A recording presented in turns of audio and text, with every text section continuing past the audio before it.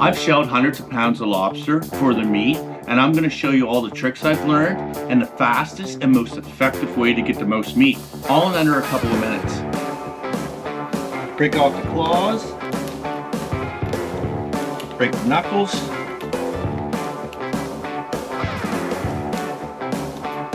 break this claw off the claw, water.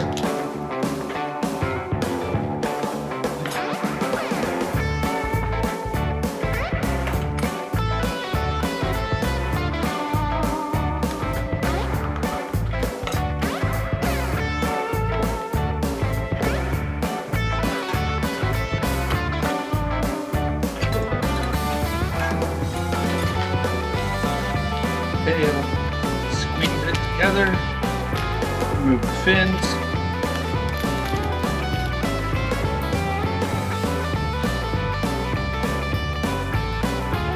remove the vein, remove legs,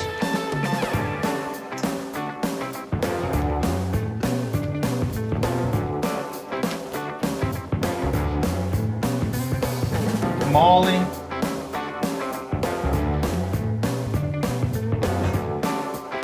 meat,